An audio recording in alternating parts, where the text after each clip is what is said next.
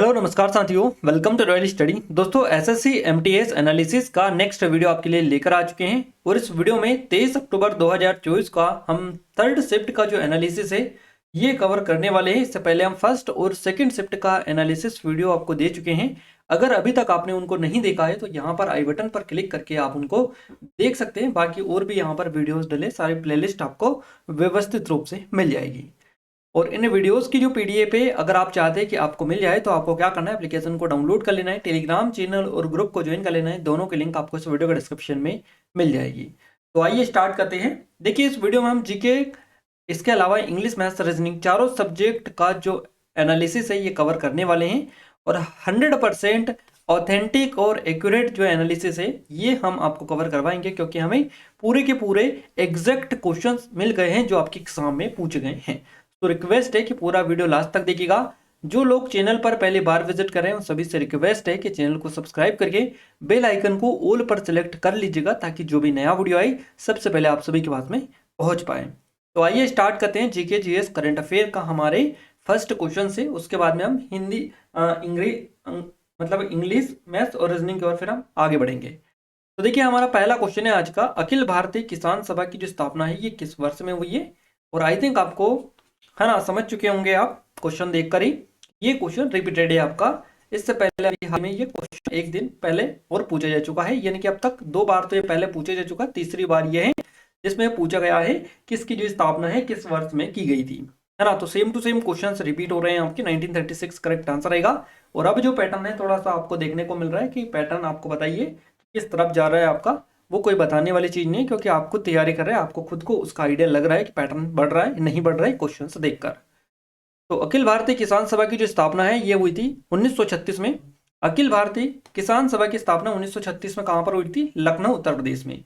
तो एक क्वेश्चन तो ये एग्जैक्ट आपका, दो क्वेश्चन जो हमने बताए कि पहले पूछे जा चुके, एक में आपका ईयर पूछा था किस ईयर में, और दूसरा पूछा था कहां पर। तो ये दो क्वेश्चन थे। आज तीसरा वापस से रिपीटेड क्वेश्चन आ चुका है आपका।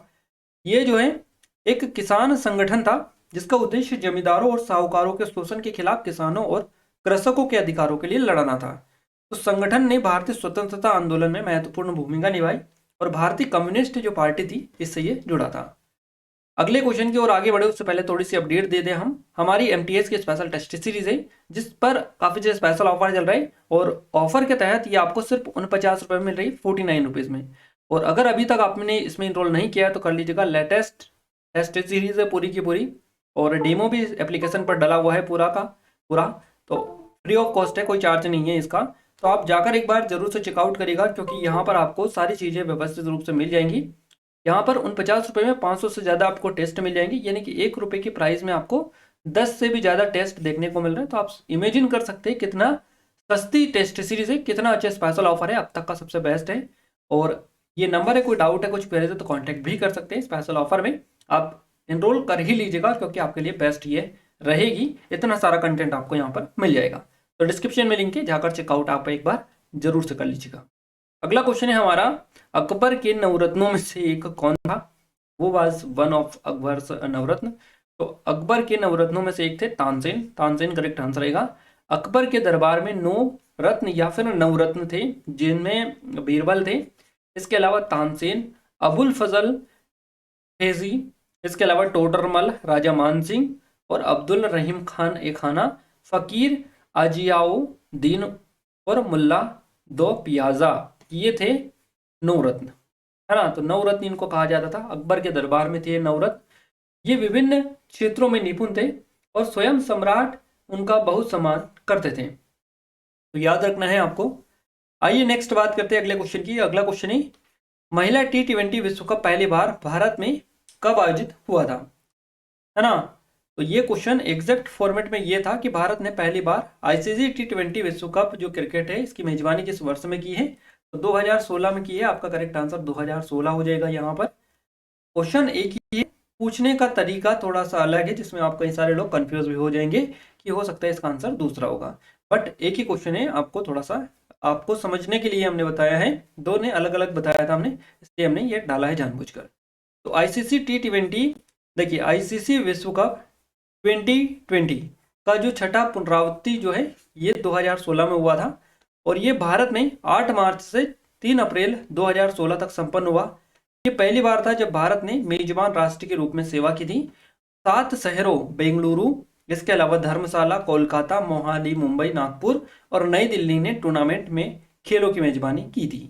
पहला महिला T20 जो वर्ल्ड कप है साल 2009 में इंग्लैंड में खेला गया था। ये इंग्लैंड में हुआ था, तो पहली बार ये हुआ था इंग्लैंड में। और किस ईयर में? 2009 में। ये रिपीटेड क्वेश्चन है आपका, याद आपको रखना है। और इस टूर्नामेंट को अंतर्राष्ट्रीय क्रिकेट परिषद यानी कि ICC आयोजित करती है, तो ये भी आपको देख लेना है। यहाँ पर हमने आपको लिस्ट यहाँ पर निकाल दी है, महिला T20 वर्ल्ड कप विजेता जो लिस्ट है, ये आप एक बार जरूर से देख कर जाएं, एग्जाम में क्वेश्चन बन रहे हैं आपके। तो देखिए, महिला T20 वर्ल्ड कप की जो शुरुआत हुई 2009 से हुई है। इसमें सबसे पहला जो विजेता था 2009 में, ये कौन था? इंग्लैंड था। कहाँ पर आयोजित हुआ था? इंग्लैंड में आयोजित हुआ था। और उप विजेता था न्यूजीलैंड। इसके बाद में ऑस्ट्रेलिया इसमें विजेता रहा 2010 में। वेस्ट इंडीज में यह हुआ था।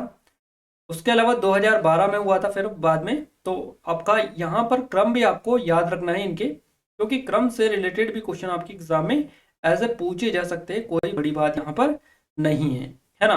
कोई बड़ी बात नहीं है आपकी। तो इस तरह के क्वेश्चन है 7, 8 और 9, यानी कि आपका 1, 2, 3, 4, 5, 6, 7, 8, 9, है ना?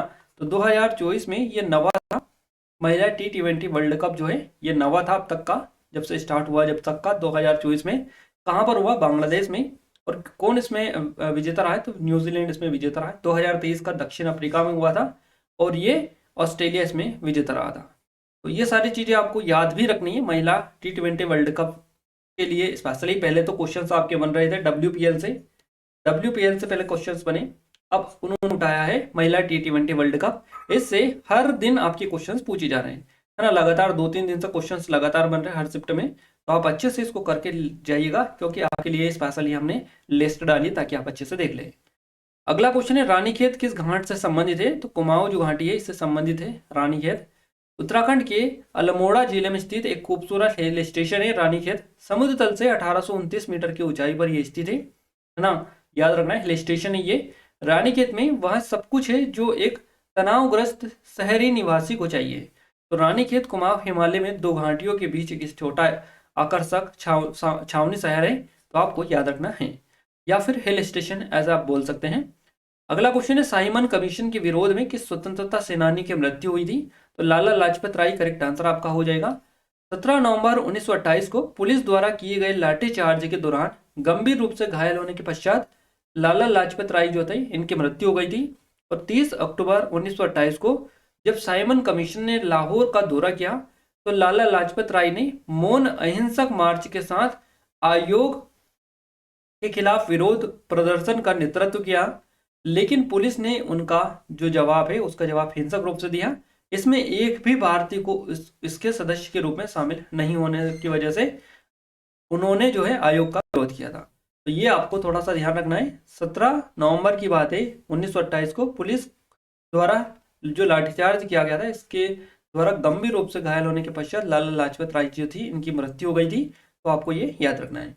अगला क्वेश्चन है, के कल्याण सुंदरम पिल्लई किससे संबंधित है? इनका संबंध है भरतनाट्यम से। Who is K Kalyan Sundaram Pillai is related to? तो भरतनाट्यम करेक्ट आंसर रहेगा। कल्याण सुंदरम पिल्लई से एक दिन और क्वेश्चन इनसे पूछा जा चुका है, आपका रिपीटेड क्वेश्चन है आपका ये। भारतीय शास्त्रीय नृत्य विशेषकर भरतनाट्यम के प्रसिद्ध कोरियोग्राफर, संगीतकार और साहित्यकार ये हैं।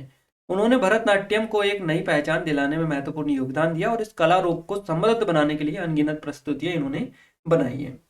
अगला क्वेश्चन है आपका, निष्ठा का पूरा नाम क्या है? निष्ठा का पूरा नाम आपसे पूछा है, what is the full name of निष्ठा? तो national initiative for school hands and teachers holistic advancement आपका करेक्ट आंसर रहेगा। नेशनल इनिशिएटिव, देखिए, initiative for school head and teachers holistic advancement.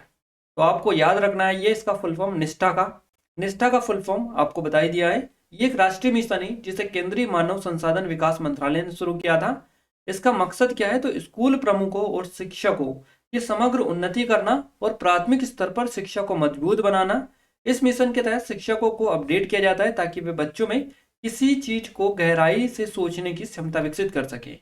निष्ठा 1.0 प्राथमिक और उच्च प्राथमिक जो स्तर के शिक्षक हैं इनके लिए एक ऑनलाइन पाठ्यक्रम है। उसे अगस्त 2020 में दीक्षा पर लॉन्च किया गया था। निष्ठा एक संस्कृत शब्द भी है जिसका अर्थ है प्रशिष्टा या स्थायित्व या फिर सदांतरता। यह एक गुण है जो किसी व्यक्ति के लिए विश्वास, समर्पण और स्थिरता को दर्शाता है। निष्ठा। अगला क्वेश्चन है हमारा, कुटुंबश्री योजना का उद्देश्य क्या है? What is the objectives of Kudumbashree scheme? तो सरकार द्वारा नियुक्त कार्यबल की सिफारिशों के बाद गरीबी उन्मूलन और महिलाओं को सशक्त बनाना आपका करेक्ट आंसर हो जाएगा, याद रखना है।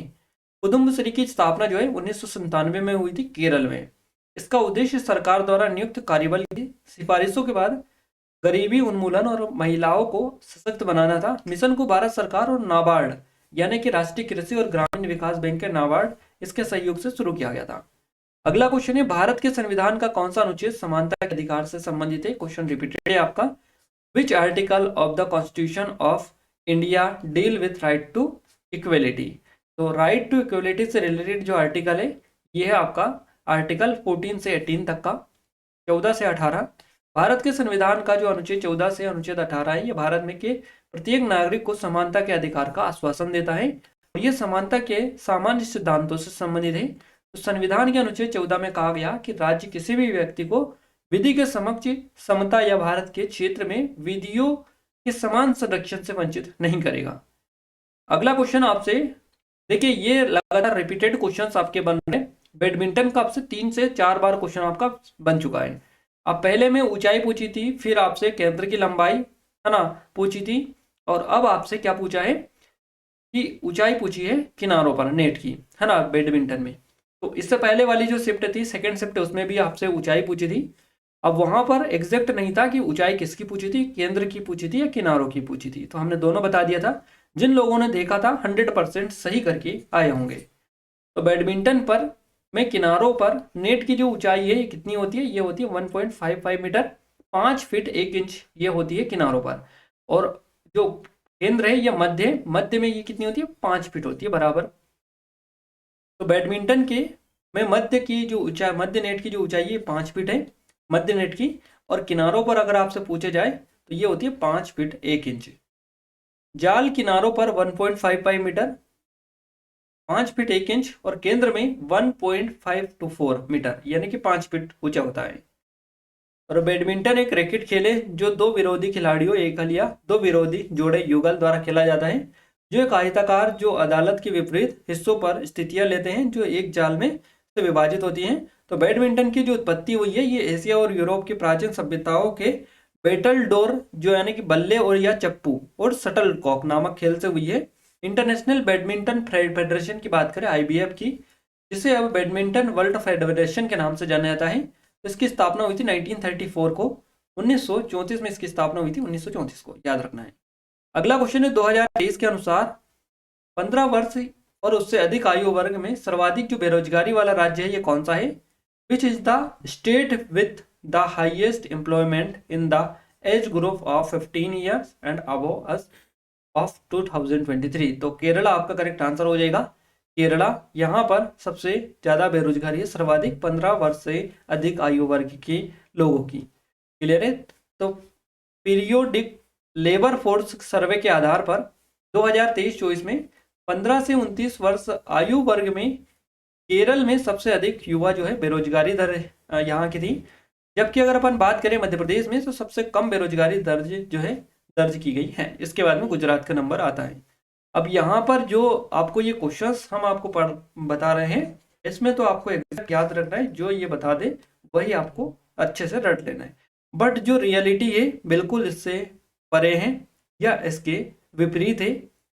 यहाँ पर अगर बेरोजगारी में बात करें गाइस तो यहाँ पर सबसे कम बेरोजगारी नहीं है, सबसे ज्यादा बेरोजगारी यहाँ पर भी है, मध्य प्रदेश में भी। क्योंकि बेरोजगारी के जो आंकड़े हैं वो आपको शायद पता होगा अगर आप एक विद्यार्थी है और लगातार आप जो है तैयारी कर रहे हैं कॉम्पिटिशन एग्जाम की या किसी भी तरह की, तो आपको पता है कितनी ज़्यादा बेरोजगारी यहाँ पर देखने को मिल रही है ना। तो ये आंकड़े जो है ये तो आपको खैर एग्जाम पॉइंट ऑफ व्यू से याद करने ही है, क्योंकि आपका नंबर कट जाएगा अगर आप एक सही उसको अगर ऐसे बता देंगे तो। बाकी जो ये दे रहे हैं ना उसके अकॉर्डिंग ही आपको ये चीज़ें याद रखनी है। रियलिटी जो भी हो, रियलिटी भी आपको पता होनी चाहिए।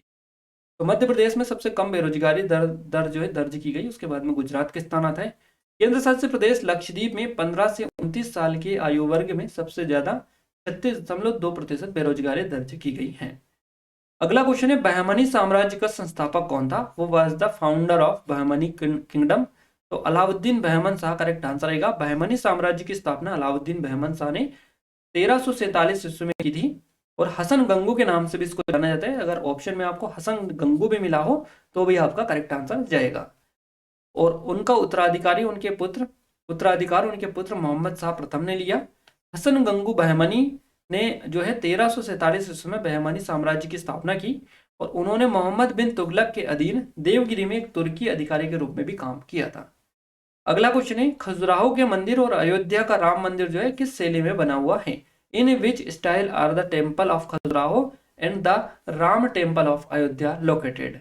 तो करेक्ट आंसर आपका हो जाएगा नागर शैली। नागर शैली में ये बेसिकली मंदिर जो है बने हुए हैं, खजुराहो का मंदिर और अयोध्या राम मंदिर। खजुराहो के मंदिर और अयोध्या का राम मंदिर दोनों नागर शैली में बने हैं। नागर शैली प्राचीन भारत में मंदिर बनाने की 3 प्रमुख शैलियों में से एक है, और इस शैली के मंदिर जो है मुख्य रूप से मध्य भारत में पाए जाते हैं। नागर शैली के मंदिरों में मुख्य भवन है ना चबूतरे पर बना होता है, और मंदिर काफी खुला होता है। अयोध्या के राम मंदिर का जो निर्माण है परंपरागत नागर शैली में किया जा रहा है। यहाँ यहाँ पर अभी ये बनकर पूरा नहीं हुआ है, इसलिए यहाँ पर हमने जा रहा ये लिखा है ना। तो अयोध्या के राम मंदिर का जो निर्माण है परंपरागत नागर शैली में किया जा रहा है। ये मंदिर 380 फीट लंबा है, 250 फीट चौड़ा, 161 फीट ऊंचा, आपको पता होना चाहिए।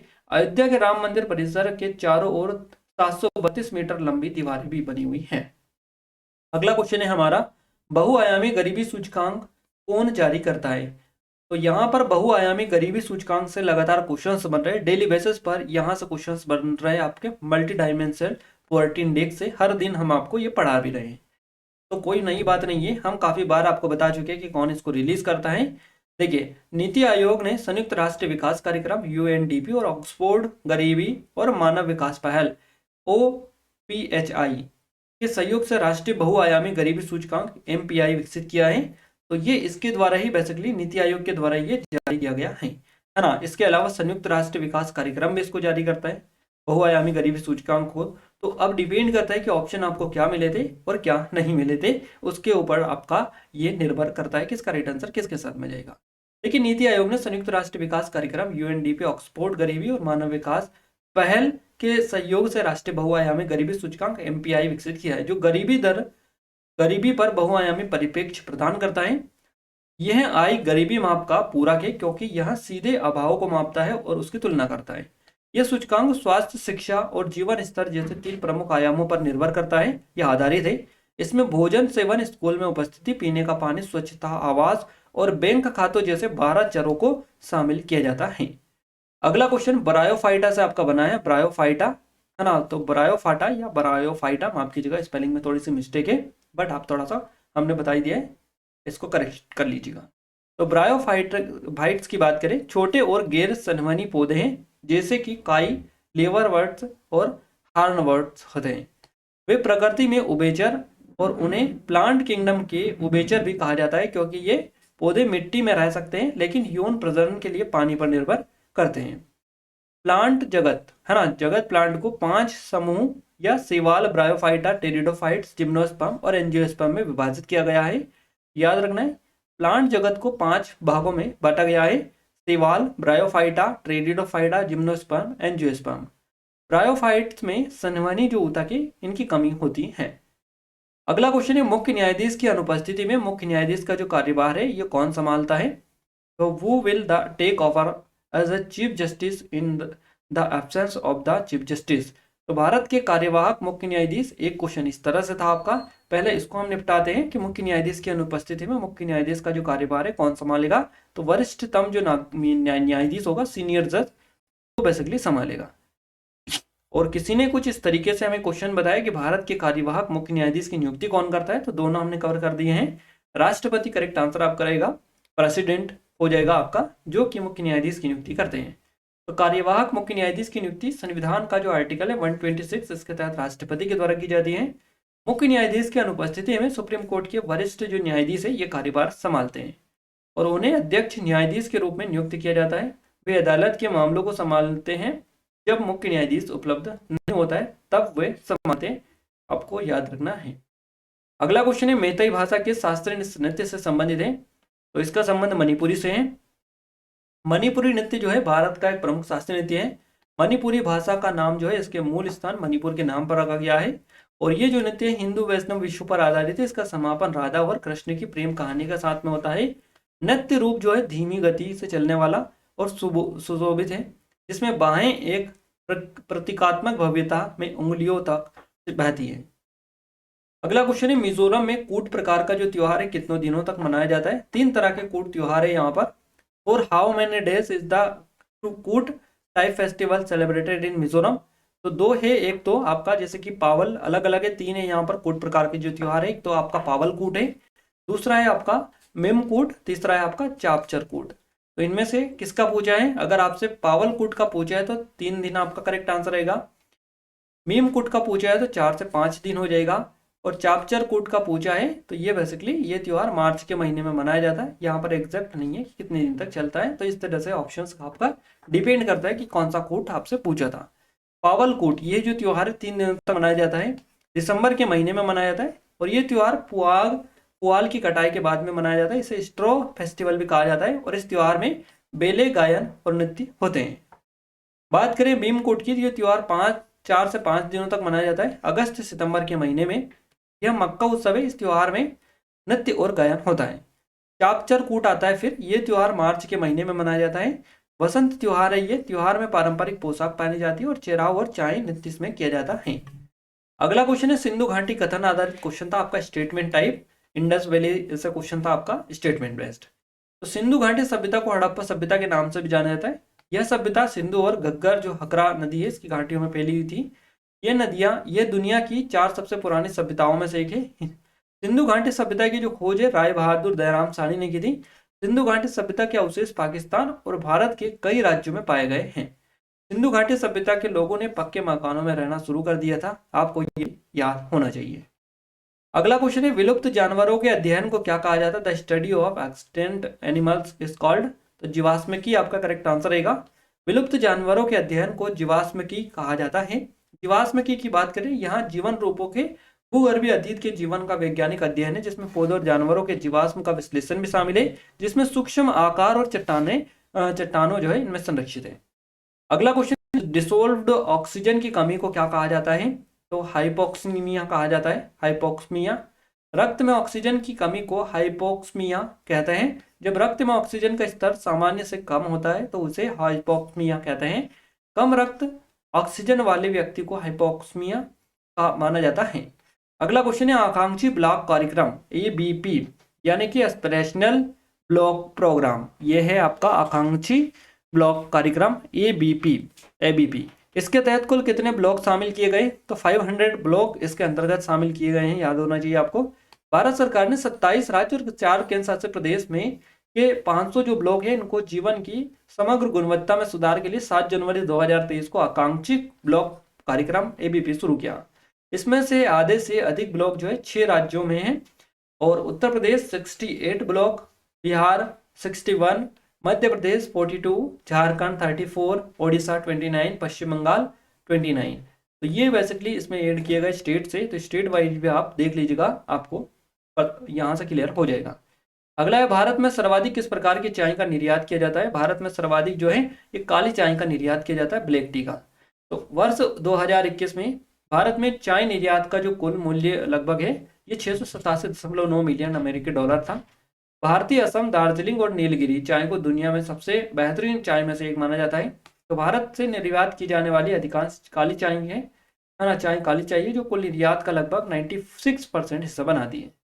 अगला है सल्फर हेक्साफ्लोराइड का सूत्र क्या है? What is the formula of sulphur hexafluoride? तो ये आपका हो जाएगा SF6। सल्फर हेक्साफ्लोराइड या फिर सल्फर हेक्साफ्लोराइड ब्रिटिश वर्तनी SF6 सूत्र वाला एक अकार्बनिक यौगिक है। और ये एक रंगहीन, गंधहीन और ज्वलनशील और गैर विषैली गैस होती है। तो गाइस यहाँ पर जितने भी क्वेश्चंस पूरे के पूरे हमें मिल चुके हैं, यहाँ पर आप देख सकते हैं 100% एग्जैक्ट क्वेश्चन हमने यहाँ पर बताए आपको, जो आपके एग्जाम में पूछे गए। जैसा हमें मिला, जिस तरह से हमने आपको बताने में आपकी हेल्प यहाँ पर की है। तो आप सभी से रिक्वेस्ट है पूरा वीडियो देखें। यहाँ पर अब हम इंग्लिश, मैथ्स, रीजनिंग को भी कवर करेंगे। ये एमटीएस के स्पेशल टेस्ट सीरीज है, सिर्फ 50 रुपये के प्राइस में मिल रही है, लिमिटेड टाइम है। इनरोल नहीं किया तो जल्दी से आप जाकर कर सकते हैं, डिस्क्रिप्शन में लिंक आपको मिल जाएगी, ये नंबर है, कोई डाउट हुए कुछ क्वेरी से आप कॉन्टैक्ट भी कर सकते हैं। काफ़ी सारे लोगों को कन्फ्यूज़न होता है कि आप मतलब ये चाहिए तो क्या करना है।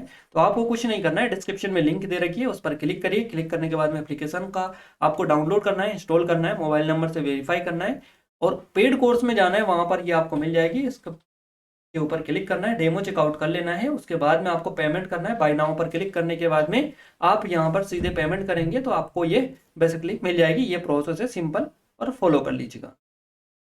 इंग्लिश की बात करें गाइस, वन वर्ड से आपका एक क्वेश्चन बना है, क्लोज टेस्ट से क्वेश्चन बना है, ईरर से 4 क्वेश्चन है आपका, एडम फ्रेसेस से 1 क्वेश्चन है आपका, एंटोनियम सिनोनियम से क्वेश्चन बना है, फिलर से आपका 2 क्वेश्चन है, इनकरेक्ट से क्वेश्चन से आपका फिल इन द ब्लैंक से भी आपके क्वेश्चन बने हैं। मैथ्स में अलजेब्रा से क्वेश्चन बना है, 2D 3D से क्वेश्चन बना है, सिंबल चेन से क्वेश्चन बना है, प्रतिशत परसेंटेज से क्वेश्चन बना है, प्रॉफिट एंड लॉस से बना है, एसआईसीआई से 1 से 2 क्वेश्चन है, और औसत एवरेज से 1 से 2 क्वेश्चन है आपके, नंबर सिस्टम से 1 से 2 है, एलसीएम एचसीएफ से 1 है, सिंप्लीफिकेशन से 2 क्वेश्चन है, रेशियो से 1 है, पाइप और टंकी से 1 है, ट्रेन से 1 है, और आयु यानी एजेस वाले क्वेश्चंस भी एक आपका ही पूछा गया है।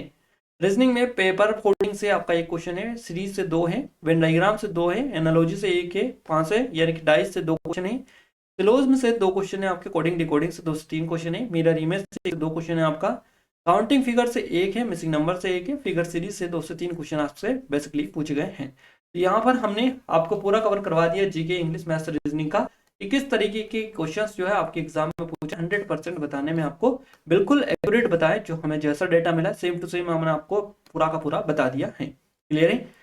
और ये हमारी एमटीएस के स्पेशल टेस्ट सीरीज है, सिर्फ 50 रुपये की प्राइस में मिल रही, लिमिटेड टाइम है, इनरोल नहीं किया तो जल्दी से कर लीजिएगा। ये एसएससी जीडी के स्पेशल है और आप सबकी डिमांड पर है, तो आप जरूर से जाकर ज्वाइन करिएगा। डिस्क्रिप्शन में लिंक है, डेमो जाकर चेकआउट कर सकते हैं। ये हमारी एमपीएसआई की, इनकी भी लिंक डिस्क्रिप्शन में मिलेगी। और गाइस, अगर आप चाहते हैं कि पीडीएफ आपको प्रॉपर तरीके से मिलती रहे तो आपको एप्लीकेशन को डाउनलोड कर लेना है, टेलीग्राम चैनल और ग्रुप को ज्वाइन कर लेना है, जिनकी लिंक आपको इस वीडियो के डिस्क्रिप्शन में मिल जाएगी। तो जरूर से जाकर ज्वाइन कर लीजिएगा। इस वीडियो को लाइक नहीं किया तो आप सबसे रिक्वेस्ट है कि वीडियो को लाइक, चैनल को सब्सक्राइब जरूर कर लीजिएगा। साथ ही बेल आइकन यानी घंटे का जो निशान है साथ बगल में, उसको भी ऑल पर सेलेक्ट कर लीजिएगा, ताकि जो भी नया वीडियो है सबसे पहले आप सभी के पास में पहुंच पाए। तो मिलते हैं हमारे नेक्स्ट स्टडी वीडियो में, तब तक के लिए जय हिंद, वंदे मातरम।